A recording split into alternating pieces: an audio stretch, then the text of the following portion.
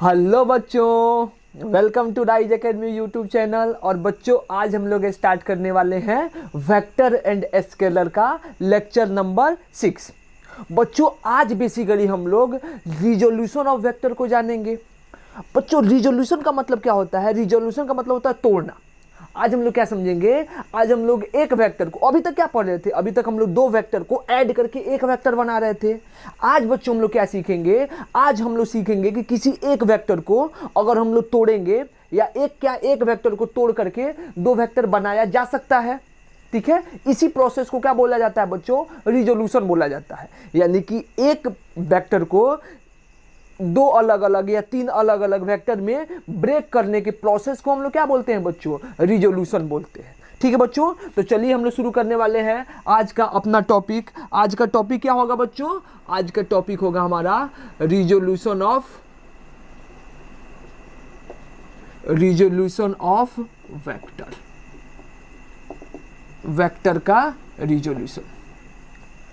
ठीक है, समझो बात बच्चों कि होता क्या है। डिफिनीशन पहले समझते हैं, उसके बाद लिखेंगे।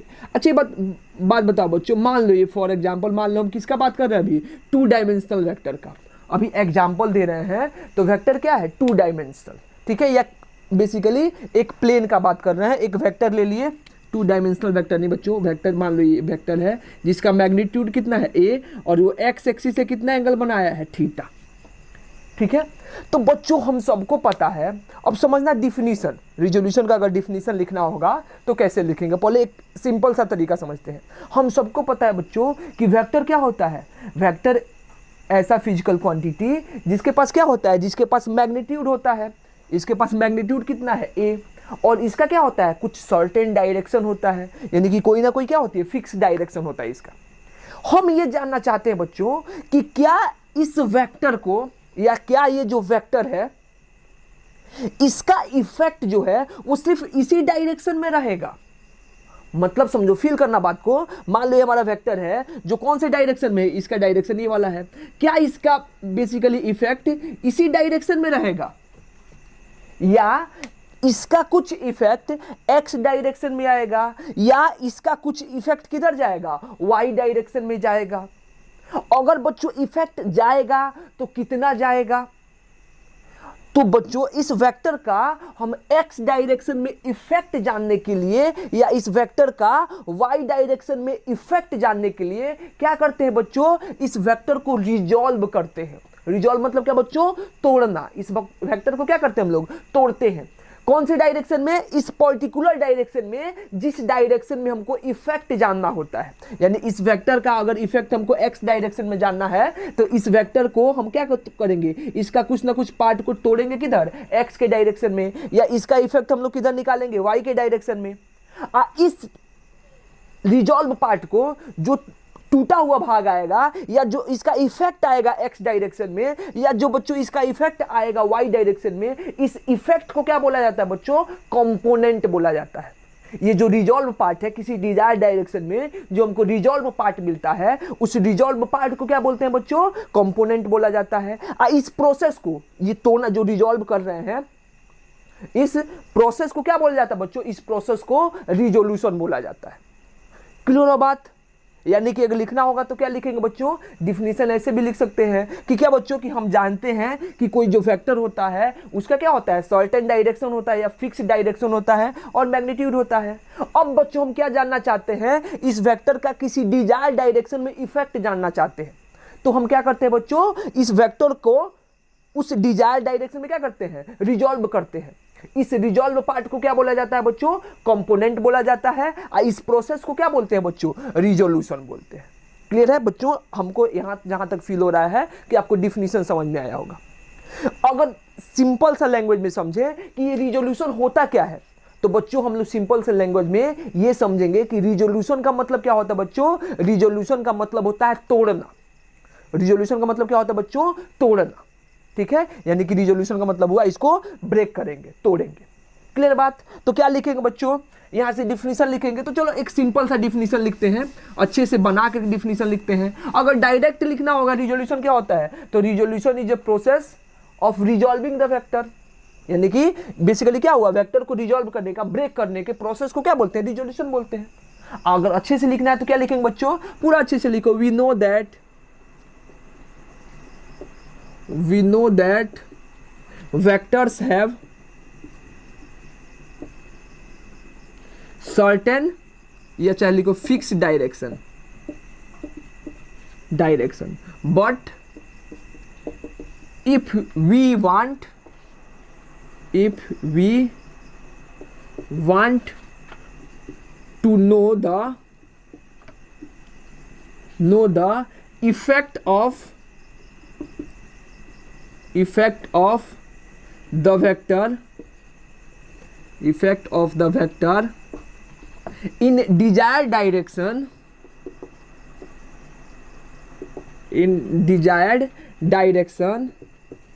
then we resolve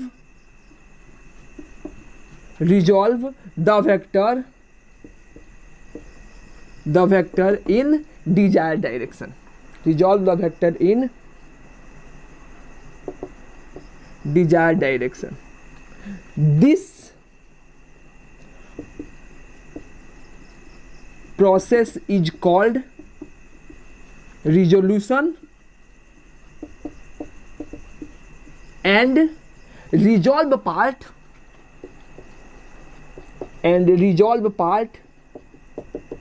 is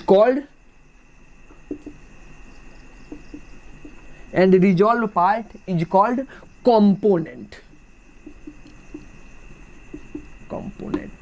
या components, बहुत सारा पार्ट में होगा बच्चों, तो क्या लिखेंगे, components। ठीक है, ये क्या हुआ बच्चों, ये रिजोल्यूशन का बेसिकली डिफिनीशन हुआ।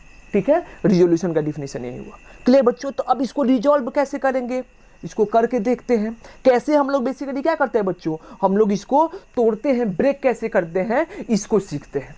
क्लियर हुआ, तो आप लोग डिफिनीशन लिखो बच्चों, डिफिनीशन क्लियर है। ठीक है, हम जानते हैं, समझने वाली बात है, हम जानते हैं बच्चों क्या हुआ बात। अब समझना बात को, थोड़ा सा इसको फील ले लेते हैं, फील दे देते हैं। देखो यहाँ से मान लो बच्चों कि कोई ऑब्जेक्ट है, यहाँ से चलना शुरू किया। ठीक है, वो किधर चला बच्चों, मान लो यहाँ से कुछ एंगल ट्रेवल करके, यहाँ से कितना एंगल पे, मान लो 30 डिग्री एंगल पे, यहाँ से कितना चला, कुछ x डिस्टेंस चला। ठीक है बच्चों, तो बेसिकली ये जो आदमी था या ऑब्जेक्ट था वो किधर चला, इस पर्टिकुलर डायरेक्शन में। लेकिन बच्चों हम इसका कोऑर्डिनेट लिखते हैं तो क्या लिखते हैं, यहाँ पे क्या लिखा जाता है, मान लो r डिस्टेंस चला, तो इसका कोऑर्डिनेट क्या लिखते हैं बच्चों, x, y लिखते हैं। आप लोग पढ़े होंगे 10th क्लास तक, इस कोऑर्डिनेट को क्या लिखा जाता है, x, y। मतलब क्या होता है बच्चों कि यहाँ तक पहुँचने के लिए हमको x में कितना चलना पड़ा है, x डिस्टेंस, और y में कितना चला है बच्चों, y डिस्टेंस। यानी कि इस r वेक्टर का x में कितना इफेक्ट आया, x, और y में कितना इफेक्ट आया बच्चों, y। तो इसी को हम लोग क्या बोलते हैं, इसी को रिजोल्यूशन बोलते हैं। ठीक है, धीरे धीरे और अच्छे से फील करते हैं, थोड़ा क्वेश्चन करते हैं तो और अच्छे से फील होगा। ठीक है बच्चों, इसको मिटा दे बच्चों, जगह नहीं है नीचे, इसको मिटा दे। डिफिनीशन लिख लिया आप लोग, मिटा दे इसको। चलो बच्चों इसको मिटा देते हैं। अच्छा चलो हम लोग रिजॉल्व करके देखते हैं। क्या लिखेंगे, केस 1 लिखेंगे बच्चों, सबसे पहला केस लिखेंगे यहाँ पे। इस रिजोल्यूशन में भी सबसे पहला केस क्या लिखेंगे बच्चों, केस 1 क्या लिखेंगे, रिजोल्यूशन इन 2 डायमेंशन।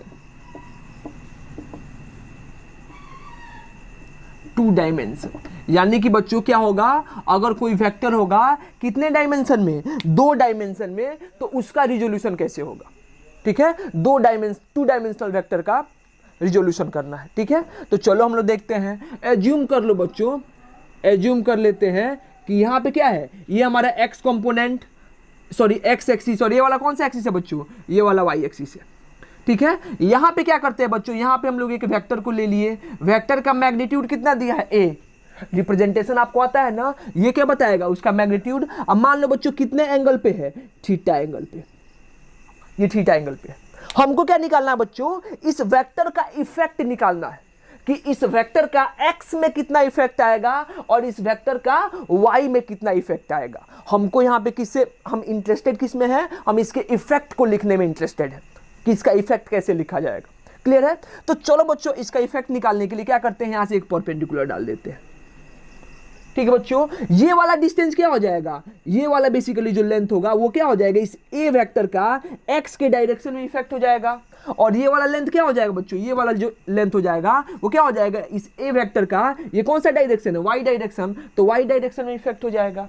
तो बेसिकली क्या निकालना है, मान लो ये हमारा हो गया ओ, ये क्या हो जाएगा एम, ऊपर लिख दो एम, ये हो गया क्या एम, और नीचे क्या हुआ बच्चों एन, यानी ओ एन क्या हुआ बच्चों, ओ एन क्या है, ओ एन इस ए वेक्टर का कौन सा कंपोनेंट हुआ, एक्स कंपोनेंट। क्यों, क्योंकि बच्चों ये कौन से डायरेक्शन में है, एक्स डायरेक्शन में।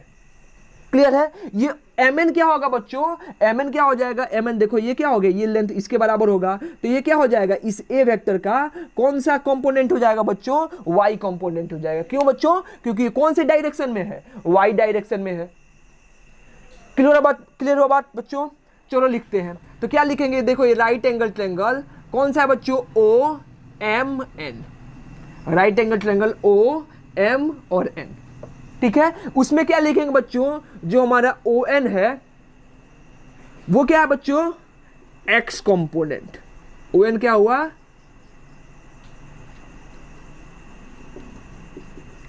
एक्स कंपोनेंट ऑफ वेक्टर ए। इस वेक्टर ए का कौन सा कंपोनेंट बच्चों, एक्स कंपोनेंट। ये एम एन जो होगा बच्चों, एम एन क्या हो जाएगा बच्चों, एम एन को क्या लिखेंगे, वाई कंपोनेंट, COM लिख देते हैं कंपोनेंट का शॉर्ट फॉर्म में। वाई कंपोनेंट बच्चों किसका, of vector A, Y component of vector A, vector A का वाई कंपोनेंट। अब क्या देखना है बच्चों, अब इस एक्स कंपोनेंट और वाई कंपोनेंट को कैलकुलेट करो कि कैसे कैलकुलेट किया जाएगा। कैलकुलेट कर सकते हो बच्चों, निकालो जल्दी, हो जाएगा कैलकुलेट, हो जाएगा बच्चों, कैलकुलेट हो जाएगा। चलो निकालते हैं। देखो इस ट्रायंगल में हमको क्या निकालना है, ओ एन निकालना है। तो देखो बच्चों इस ट्रायंगल में जो हमारा ट्रायंगल था कौन सा, राइट एंगल ट्रायंगल, क्या ओ एम एन। हमको क्या निकालना है, ओ एन, हमको दिया क्या है ओ एम। बच्चों ओ एम क्या हो जाएगा, हाइपोटेनस जो कितना है ए, और ये ओ एन क्या हो जाएगा बच्चों, बेस। तो क्या लिखेंगे, कॉस थीटा। देखो तो बच्चों कॉस थीटा क्या होता है, बेस बाई हाइपोटेनस। बच्चों बेस कितना दिया है ओ एन, और हाइपोटेनस कितना दिया है बच्चों ओ एम। ओ एम का वैल्यू कितना है बच्चों ए, तो क्या लिखेंगे ओ एन डिवाइडेड बाई ए। यानी बच्चों हमारा जो ओ एन है, ओ एन कितना हो जाएगा, ए इंटू क्या हो जाएगा, कॉस थीटा। यानी ओ एन का वैल्यू कितना हो गया, ए कॉस थीटा। सिमिलरली क्या लिखेंगे बच्चों, यहाँ पे देखो सिमिलरली अगर हम लिखना चाहें इसी ट्रायंगल में देखना बच्चों, साइन थीटा बराबर क्या हो जाएगा, पी बाई एच, और पी कितना है बच्चों एम एन, डिवाइडेड बाई क्या हो जाएगा बच्चों, हाइपोटेनस कितना हो गया ओ एम। एम एन को एम एन रहने दो और ओ एन क्या हो जाएगा ए। तो बच्चों हम यहाँ से एम एन लिख सकते हैं, कितना हो जाएगा ए साइन थीटा। यानी एम एन का वैल्यू कितना हो गया, ए साइन थीटा, और ओ एन का वैल्यू क्या हो गया बच्चों, ए कॉस थीटा। इसका मतलब क्या हुआ बच्चों कि अगर ओ एन लिखेंगे तो ओ एन हमारा क्या है, ओ एन ही तो एक्स कंपोनेंट था, ओ एन ही क्या था बच्चों, एक्स कंपोनेंट।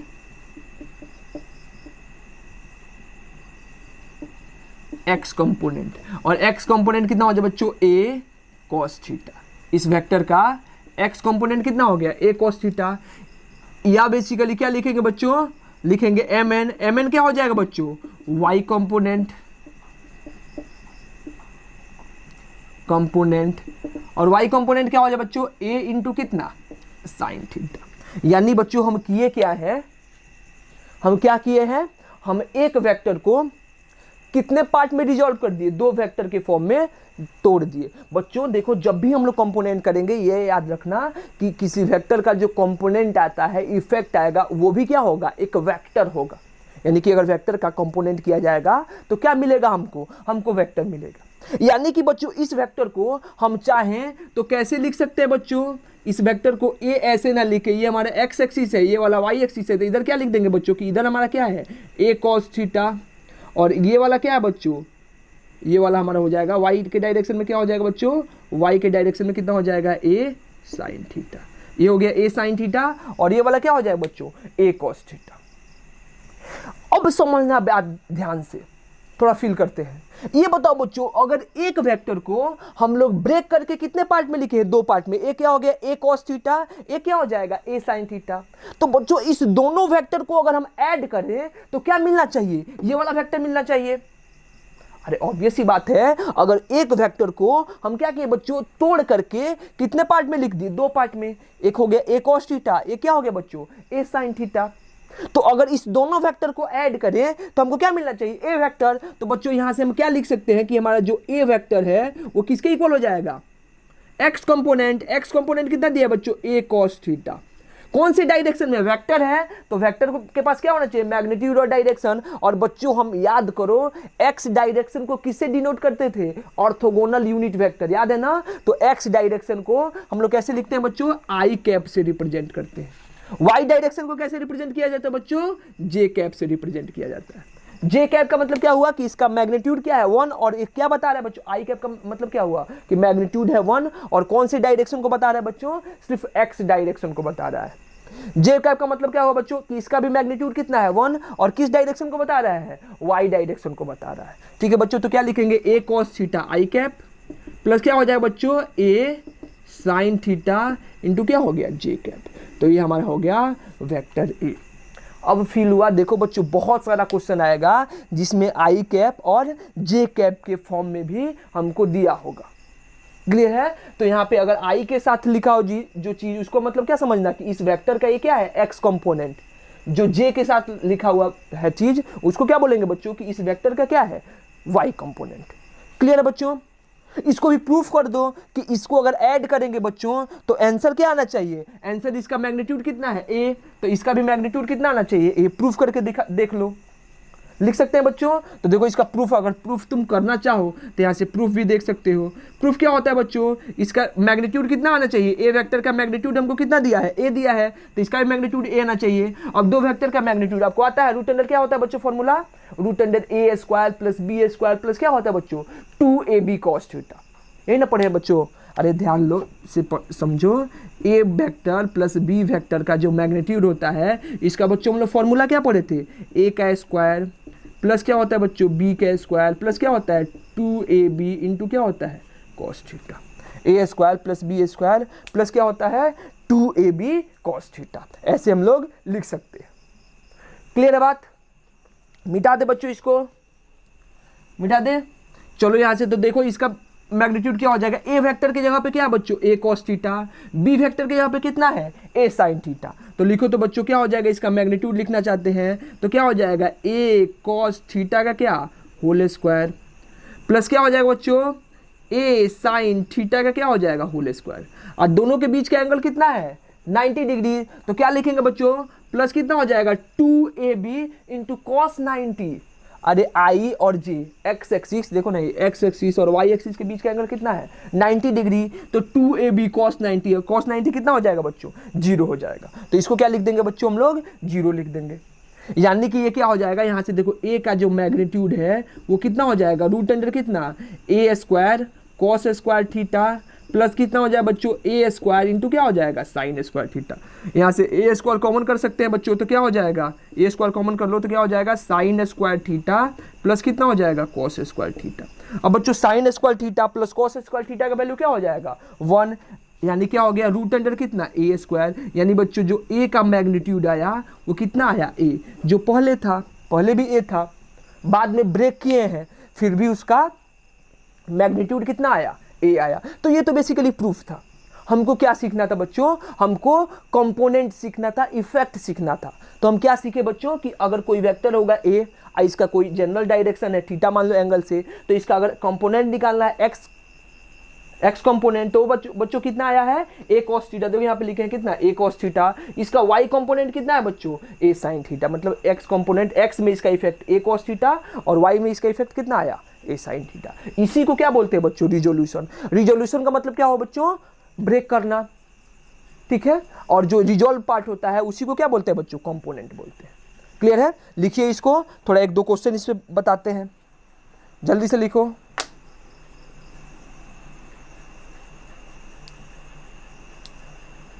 हो गया? मिटा दे? चलिए मिटा दे बच्चों, चलो मिटा दे।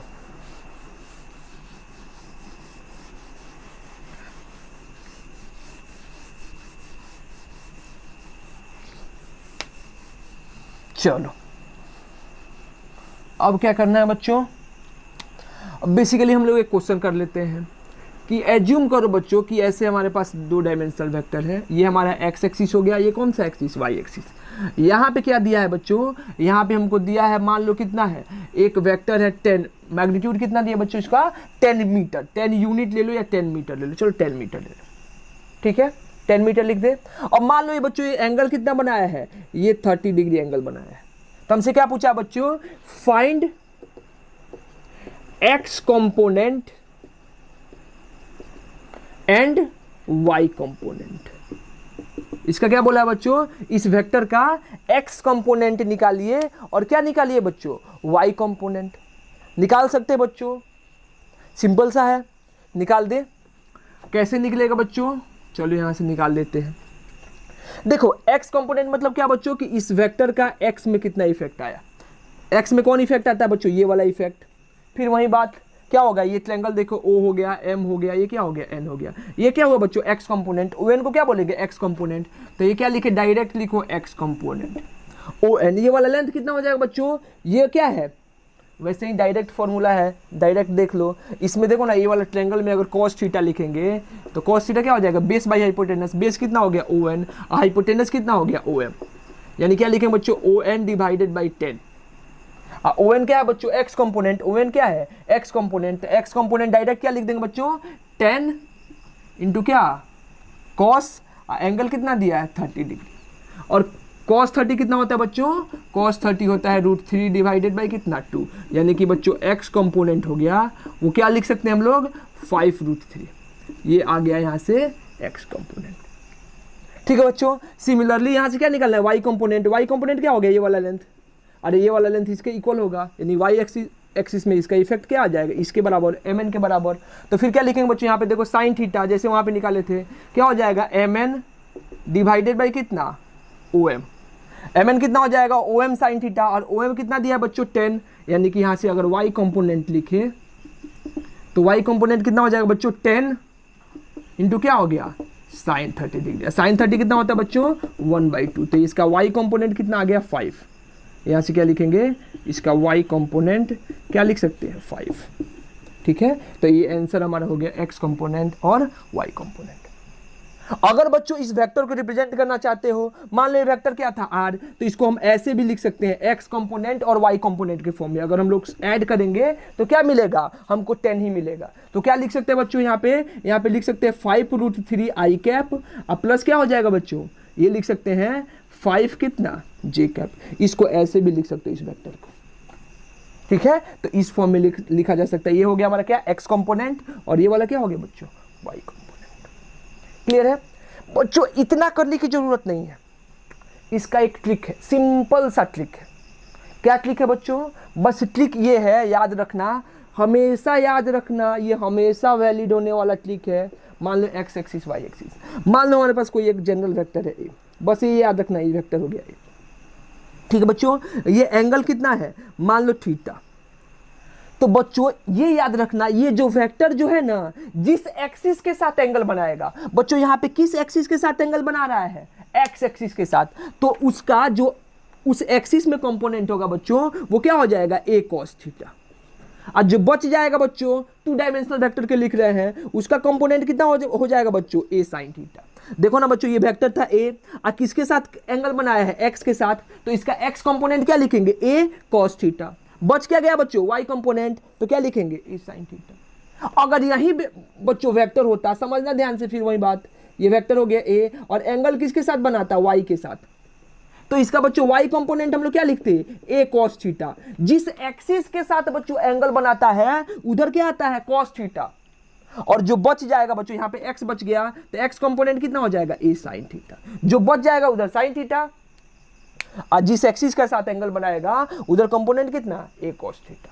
क्लियर हो बात, ये सिंपल सा बात है। इस पे सिंपल सा क्वेश्चन पूछेगा, मिटा दे बच्चों, इसको मिटा दे। 1-2 क्वेश्चन और आप कर लो, मिटा दे। एक बच्चों बात याद रखना कि आप लोग फिजिक्स में 2 तीन एंगल का वैल्यू याद रखो। याद रखना कि जो साइन 37 डिग्री होता है इसका वैल्यू क्या होता है, ये लिख लो, इसको याद रखना, इसको याद रखो क्योंकि बहुत सारा क्वेश्चन इस पे आएगा, इस एंगल पे बहुत क्वेश्चन आता है। इसका वैल्यू क्या होता है बच्चों, 3/5 याद रखो। साइन 53 डिग्री का वैल्यू क्या होता है बच्चों, 4/5। कॉस 37 डिग्री का वैल्यू क्या होगा बच्चों, 4/5। और कॉस 53 डिग्री का वैल्यू कितना होगा बच्चों, 3/5। ठीक है। tan 37 अब निकल जाएगा, tan 37 कितना हो जाएगा बच्चों, 3/4।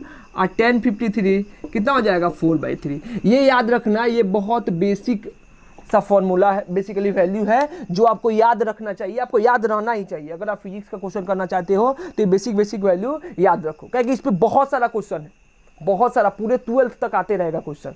ठीक है, तो इतना वैल्यू आपको याद होना चाहिए। इसको लिख लो, sine 37 3/5, sine 53 4/5, cos 37 4/5, cos 53 3/5, tan 37 3/4 और tan 53 4/3। ठीक है बच्चों, मिटा दें। दो क्वेश्चन का कंपोनेंट निकाल दो, उसके बाद हम लोग 3 डायमेंशन में कंपोनेंट पढ़ेंगे। निकालो बच्चों। चलो क्या लिखेंगे बच्चों, एज्यूम कर लो। चलो एक छोटा सा क्वेश्चन दे देते हैं। ये वाला एंगल हो गया, ये हमारा हो गया 10 यूनिट 10 मीटर, और x के साथ कितना एंगल है बच्चों, 53 डिग्री। तो क्या पूछा है, फाइंड x कंपोनेंट और y कंपोनेंट। निकालो जल्दी से, निकल गया होगा। दूसरा क्या है बच्चों, दूसरा है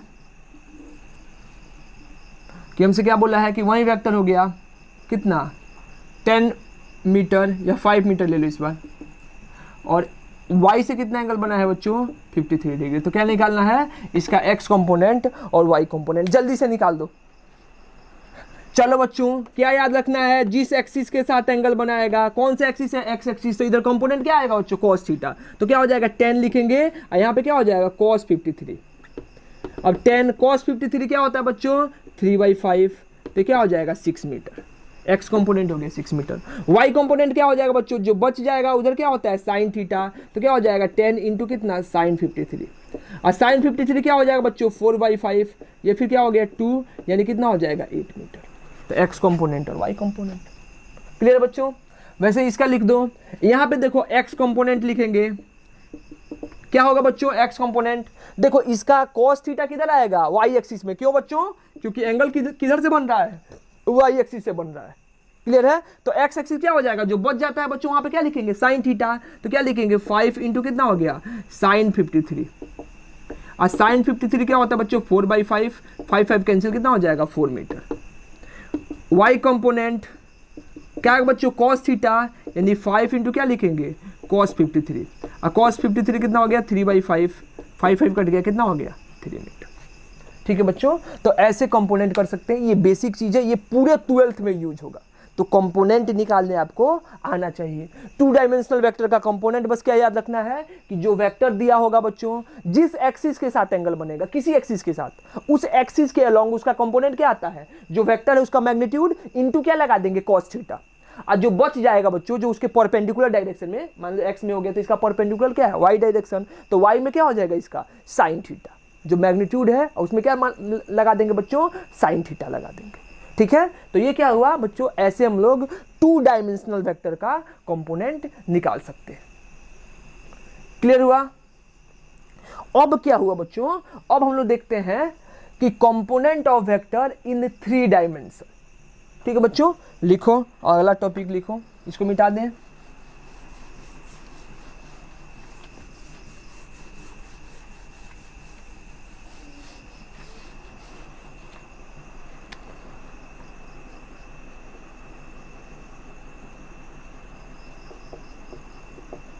resolution of vector in 3 dimension।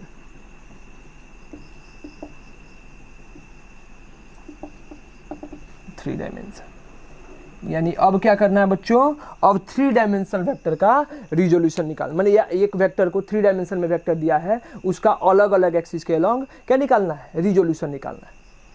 देखो बच्चों क्या है, हम लोग के जो सिलेबस में है वो इसका बहुत सिंपलेस्ट केस दिया हुआ है, एकदम सिंपल सा केस दिया हुआ है।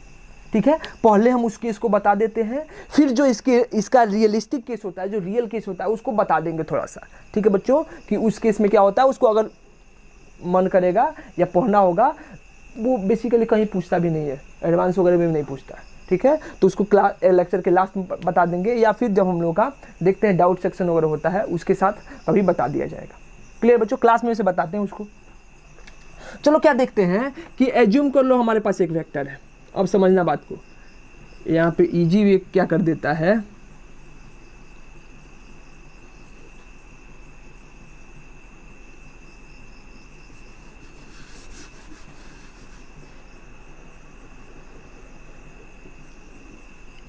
एक्स वाई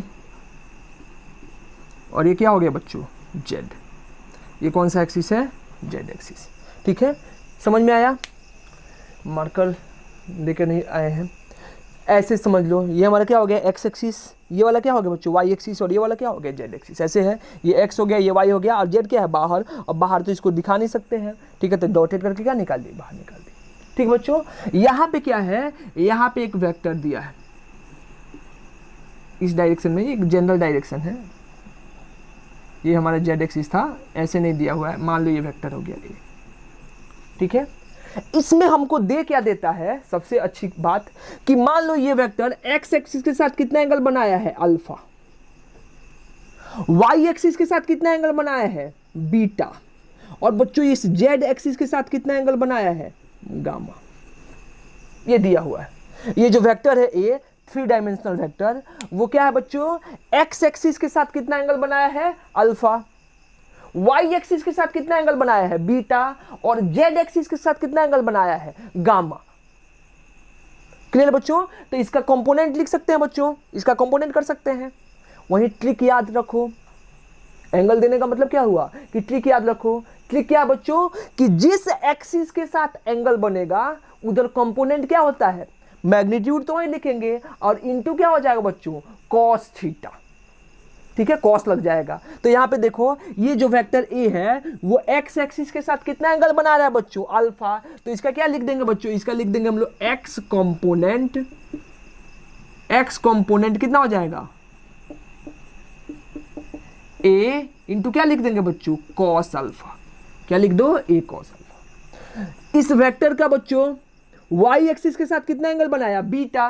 तो क्या लिख सकते हैं बच्चों, इसका हम लोग y कंपोनेंट क्या लिख सकते हैं, इसका y कंपोनेंट हो जाएगा, क्या लिख सकते हैं बच्चों, a इंटू क्या हो जाएगा, cos बीटा। यहां पे भी cos लगेगा। cos क्यों लगेगा बच्चों, क्योंकि इसका हमको दे दिया है, यही इजी किया है कि ये y एक्सिस के साथ कितना एंगल बनाया है, बीटा एंगल बनाया है। वैसे ही क्या लिखेंगे बच्चों, यहां पे लिखेंगे z कंपोनेंट, और z कंपोनेंट क्या हो जाएगा बच्चों, क्या लिख देंगे हम लोग यहाँ पे a इंटू क्या लिख देंगे, कॉस गामा। ये क्या हो जाएगा, a कॉस गामा। क्लियर है।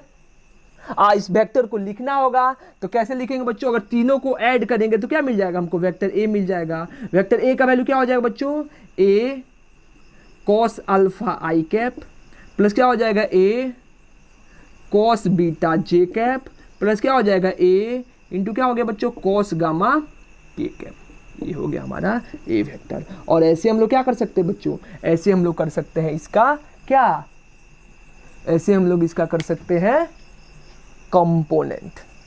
हमसे क्या बोलता है बच्चों, हमसे ये नहीं पूछता है, हमसे क्या पूछता है, हमसे पूछता है फाइंड द, कभी कभी क्या देता है, वेक्टर दे देगा, ये वाला वेक्टर दे देगा, जैसे ऐसे वेक्टर दे दिया ए, ठीक है, something X I cap, Y J cap, Z की कैप। अब क्या बोलेगा, find the angle made by vector with X axis, with Y axis और विथ जेड एक्सिस। ये क्वेश्चन पूछता है, एक बार फील करते हैं।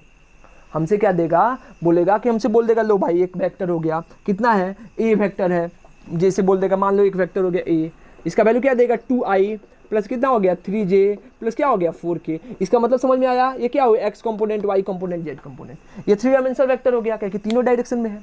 अब क्या बोलेगा, ये वेक्टर है ना, बताओ ये वेक्टर जो है वो ए एक्स एक्सिस के साथ, आई के साथ कितना एंगल बनाएगा, वाई के साथ कितना एंगल बनाएगा, और जेड के साथ कितना एंगल बनाएगा, ये हमसे पूछता है।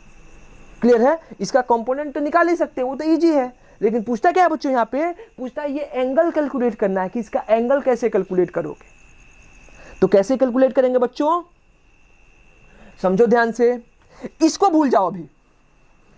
ये बताओ, ये अल्फा एंगल क्या था x के साथ, बीटा एंगल क्या था y के साथ, और गामा एंगल क्या एज्यूम किए थे z के साथ। तो ये बताओ, ये वाला इक्वेशन देखो, ये 1, ये मान लो 2, और ये क्या मान लो 3। तो क्या देखेंगे बच्चों, फ्रॉम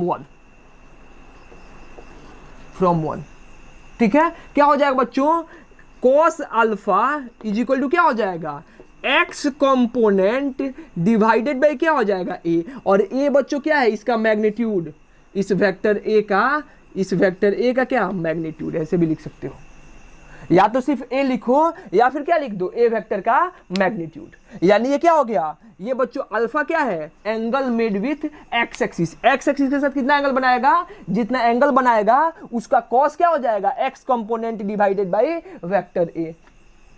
क्लियर हुआ बात। वैसे ही क्या लिखेंगे बच्चों, सिमिलरली cos बीटा, बताओ जल्दी से, क्या हो जाएगा, y कंपोनेंट डिवाइडेड बाय क्या हो गया, वेक्टर a। cos गामा क्या हो जाएगा बच्चों, z कंपोनेंट डिवाइडेड बाय क्या हो जाएगा, वेक्टर a। ठीक है, तो ऐसे भी लिख सकते हैं बच्चों। ठीक है, तो ये हमारा क्या हुआ, कंपोनेंट हुआ। देखो जानना जरूरी क्या था, ट्विस्ट क्या है, या इसमें अगर कंफ्यूज किया जाए तो बात क्या है, ये बताओ बच्चों। सबसे जरूरी बात और सबसे सिंपल बात कि ये बताओ बच्चों, वेक्टर हमको बताने के लिए, वेक्टर को रिप्रेजेंट करने के लिए, या वेक्टर का डिफिनीशन में क्या बोलता है कि ऐसा वेक्टर, ऐसा फिजिकल क्वांटिटी जिसके पास क्या हो, मैग्नीट्यूड हो और डायरेक्शन हो। तो बच्चों डायरेक्शन, एक डायरेक्शन क्या डायरेक्शन नहीं होता है। अगर मान लो कहीं जाना है तो ये नहीं बोल सकते बच्चों कि हाँ यहाँ से 30 डिग्री एंगल पे चले जाओ 10 मीटर।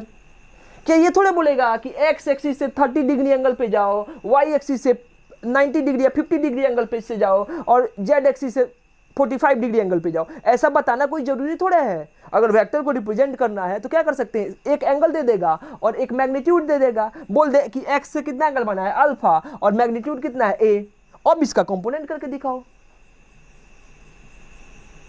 अब इसका कंपोनेंट करके दिखाओ। जैसे हमारा 2 डायमेंशन में दिया था ना कि एक एक्सिस से एंगल दे दिया था और बोला था कंपोनेंट करने के लिए। अगर मान लो यहाँ पे सिर्फ एक्स से एंगल दे दे, सिर्फ वाई से एंगल दे दे, या सिर्फ जेड से एंगल दे दे और बोले कंपोनेंट करो। क्लियर बच्चों, तो उसका भी हम लोग कंपोनेंट करते हैं और कर सकते हैं। ठीक है, हम लोग करेंगे अगर लास्ट वगैरह में जब चैप्टर खत्म होगा तो बता देंगे, या फिर देखते हैं अगले ही चैप्टर बता देंगे जैसे आप लोगों का रिस्पॉन्स होगा। क्लियर है बच्चों, उस पर क्वेश्चन वगैरह नहीं है, बता देते हैं जो बेसिकली बताएंगे उस पर क्वेश्चन वगैरह किस पे मिलेगा, आपको इसी पे मिलेगा। क्लियर है, तो इसका पहले उसको छोड़ो, अभी इसका देखो, इसका कंपोनेंट समझ में आया कैसे करते हैं, और इसका एंगल निकालना समझ में आया कैसे निकालते हैं। इस पे एक छोटा सा क्वेश्चन कराते हैं, बड़ा सा नहीं, भी छोटा सा क्वेश्चन कराते हैं। ठीक है, और इस लेक्चर को रहने देते हैं, इस पे आप लोग क्वेश्चन करना। ठीक है, नेक्स्ट लेक्चर जो आएगा उस पे इस पे बेस्ड क्वेश्चन करेंगे। क्लियर बच्चों, मिटा दे इसको, मिटा दे बच्चों, मिटा दे।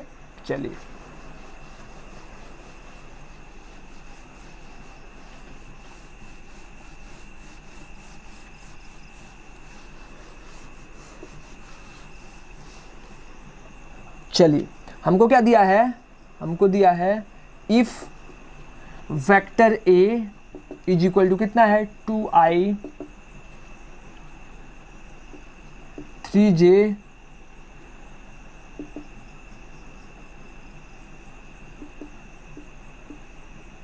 प्लस क्या लिखे √3 की, ऐसे दिया हुआ है। एक वेक्टर है जो क्या है 2i cap plus 3j cap plus कितना है बच्चों √3k कैप। तो क्या बोला है, find the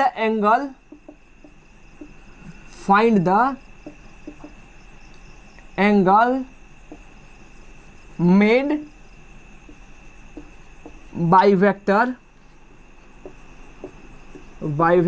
A with x axis, y axis and z axis. x axis के साथ कितना एंगल बनाएगा, y एक्सिस के साथ कितना एंगल बनाएगा, और z एक्सिस के साथ कितना एंगल बनाएगा। क्लियर बच्चों, तो सबसे पहले क्या करना होगा बच्चों कि हमको ये जो वेक्टर दिया हुआ है ये कंपोनेंट के फॉर्म में दिया है। तो बच्चों हम क्या निकालेंगे, हम इसका मैग्नीट्यूड निकालेंगे। सबसे जरूरी क्या है बच्चों, इसका मैग्नीट्यूड निकालना। अरे याद रख करो क्या होता है बच्चों, देखो ना ध्यान से समझना। जो कॉस अल्फा निकालते हैं, अल्फा क्या होता है, angle made by x axis, क्या लिखते हैं, एक्स कंपोनेंट डिवाइडेड बाई क्या होता है, ए का मैग्नीट्यूड, यानी कि जो वेक्टर उसका मैग्नीट्यूड। हमको तो वेक्टर दिया है, इसका मैग्नीट्यूड कहाँ दिया है, तो इसका मैग्नीट्यूड निकाल लो। अभी बताओ 3 वेक्टर का मैग्नीट्यूड निकालने आता है? अरे 3 वेक्टर को ऐड करने आता है ना। इस टाइप का क्वेश्चन देखो कैसे करेंगे। ये ए वेक्टर क्या हो गया, 2i प्लस कितना 3j प्लस कितना √3k। एज्यूम कर लो कि 3 अलग अलग वेक्टर है, एक x में है, एक y में है, एक क्या है z में है, और 3 वेक्टर का एडिशन का फॉर्मूला आता है। क्या हो जाएगा बच्चों, यहाँ से a का मैग्नीट्यूड क्या पढ़ते हैं बच्चों, रूट अंडर कितना, याद करना 3 vector a plus b plus c का एडिशन क्या होता है, a vector a square plus b square plus c square plus 2ab cos theta plus 2bc cos theta plus 2ca cos theta. यहाँ पे किस्मत की बात क्या है बच्चों कि देखो i और j एक्स एक्सिस और वाई एक्सिस के बीच का एंगल कितना होता है 90 डिग्री, तो cos थीटा 1 क्या हो जाएगा बच्चों 90 डिग्री। अरे देख लो यार, ये आर वेक्टर ट्रिपल वेक्टर का प्रोडक्ट का मैग्नीट्यूड कितना हो जाएगा, a square plus B square plus c square plus 2ab cos theta 1 plus 2bc cos theta 2 plus 2ca cos कितना थीटा 3। अब ये बच्चों थीटा 1 क्या हो जाएगा, ए और बी के बीच का एंगल, यानी कि एक्स और वाई के बीच का एंगल, वो कितना हो जाएगा 90 डिग्री। तो ये क्या हो गया 0, ये भी 90 डिग्री, ये भी 90 डिग्री। अरे एक्स वाई, वाई जे और जे के सब क्या होता है म्यूचुअली परपेंडिकुलर, तो सब क्या होगा 90 डिग्री। तो ये सब क्या हो जाएगा 0। खाली क्या लिखेंगे बच्चों, रूट अंडर ए square plus B square plus क्या हो जाएगा सी स्क्वायर। तो ए के जगह पे क्या है 2, तो क्या लिखेंगे बच्चों 2 का स्क्वायर। बी के जगह पे कितना है 3, तो क्या लिखेंगे 3 का स्क्वायर। और सी के जगह पे क्या है बच्चों √3, तो √3 का स्क्वायर प्लस क्या हो जाएगा 0 प्लस 0 प्लस 0।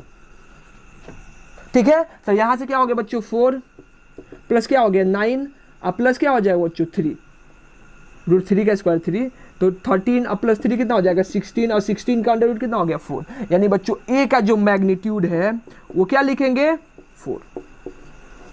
बस अब मैग्नीट्यूड निकाल लिए, अब क्या निकाल लो, एंगल निकाल लो। तो क्या लिखेंगे बच्चों, we know that let angle made with X axis is कितना अल्फा। मान लो कि x के साथ कितना एंगल बनाया अल्फा, तो क्या हो जाएगा हम जानते हैं वी नो।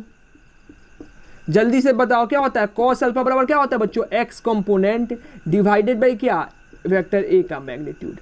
अब बच्चों cos अल्फा x कंपोनेंट क्या है, कंपोनेंट क्या होता है बच्चों x जो i के साथ लगा हो, और i के साथ क्या लगा है 2, तो x कंपोनेंट क्या हो जाएगा बच्चों 2 डिवाइडेड बाई क्या हो जाएगा a वेक्टर का मैग्नीट्यूड कितना बच्चों 4, तो क्या हो जाएगा 4। तो ये क्या हो गया बच्चों 1/2, तो ये क्या हो गया 1/2। तो यहाँ से अल्फा इज इक्वल टू क्या लिख देंगे cos इनवर्स 1/2। ऐसे भी लिखो, अगर आप लोगों को तकलीफ हो लिखने में तो खाली cos अल्फा कितना हो जाएगा 1/2। अब बताओ बच्चों कि अल्फा का यहाँ पे कौन सा एंगल लिखें, यानी कि थीटा का कौन सा वैल्यू होता है जिसके लिए cos थीटा का वैल्यू कितना होता है 1/2। तो हम सबको पता है 60 डिग्री, cos 60 कितना हो जाएगा 1/2। तो यहाँ पे अल्फा का वैल्यू कितना लिख सकते हैं 60 डिग्री, डायरेक्ट लिख दो 60 डिग्री, या फिर ऐसे भी करके लिख दो। देखो यहाँ पे तो सिंपल सा आंसर आ गया है, तो आपको याद है 60 डिग्री। मान लो यहाँ पे आता √5/2, तो आपको एंगल नहीं पता होता, तो डायरेक्ट अल्फा को इधर लिखने का तरीका होता है cos उधर जाके क्या हो जाएगा इनवर्स, नहीं तो इतना पे भी आंसर छोड़ सकते हो। जैसे जैसे आप 12th में आओगे इनवर्स ट्रिग्नोमेट्रिकल फंक्शन पढ़ोगे आपको समझ में आने लगेगा कि हम क्या लिखें, मैथ्स में है आपको समझ में आ जाएगा क्या लिखें। ठीक है, नहीं तो बच्चों इतना पे भी छोड़ सकते हो। अगर इतना पे लिखना है तो यहाँ से अल्फा का वैल्यू क्या लिख सकते हैं 60 डिग्री, तो अल्फा एंगल निकल गया। सिमिलरली बच्चों लिख दें, डायरेक्ट लिख दें, अब कौन उतना लिखेगा। मान लो कि angle made with Y axis क्या हो गया बीटा, तो क्या लिखेंगे बच्चों cos बीटा क्या हो जाएगा वाई कंपोनेंट डिवाइडेड बाय क्या हो गया ए का मैग्नीट्यूड। और वाई कंपोनेंट कितना है बच्चों, वाई कंपोनेंट है 3, तो क्या लिखेंगे बच्चों 3/4। अब हमको नहीं पता है बीटा का वैल्यू 3/4, cos थीटा का वैल्यू 3/4 कब होता है, तो बीटा बराबर क्या लिख दो cos इनवर्स 3/4, या फिर इतना भी अगर आपको दिक्कत है तो इतना भी लिख दो cos बीटा बराबर 3/4, तो भी चलेगा। अब क्या लिखना है बच्चों z का, तो z का इधर लिख देते हैं, इधर जगह नहीं है तो नीचे क्या लिख देंगे बच्चों। सिमिलरली क्या हो जाएगा, मान लो कि z से कितना एंगल बनाया गामा, तो क्या हो जाएगा बच्चों cos gamma is equal to कितना लिख देंगे z कंपोनेंट डिवाइडेड बाई क्या हो जाएगा ए का मैग्नीट्यूड, और जेड कंपोनेंट बच्चों कितना है √3, तो क्या हो जाएगा √3 डिवाइडेड बाई क्या 4, यानी कि बच्चों गामा का वैल्यू क्या लिख देंगे, कॉस इनवर्स कितना हो गया √3/4, ये हमारा हो गया आंसर। ठीक है, तो यहाँ से बच्चों हम लोग अल्फा बीटा और किसका गामा का वैल्यू निकाल लिए। क्लियर हुआ, समझ में आया कैसे बनेगा, क्लियर है बच्चों, क्लियर है, मिटा दे इसको, मिटा दे बच्चों, चलो हम इसको मिटा देते हैं। एक क्वेश्चन बच्चों होमवर्क दे देते हैं, इसी में बेस्ट एक क्वेश्चन होमवर्क दे देते हैं, आप लोग उसको अटेम्प्ट करो, ठीक है। फिर हम लोग नेक्स्ट लेक्चर में इससे रिलेटेड कुछ और क्वेश्चन लेके आते हैं, कुछ क्वेश्चन करवाएंगे और हम लोग प्रोडक्ट ऑफ वेक्टर स्टार्ट करेंगे, या प्रॉपर्टी जो नहीं पढ़ाए हैं वो सारी प्रॉपर्टीज बता देंगे वेक्टर की प्रॉपर्टी। क्लियर बच्चों, मिटा दे इसको, इसको मिटा दे बच्चों, क्लियर है, फील हुआ कैसे लिखना है कैसे निकालना है। चलो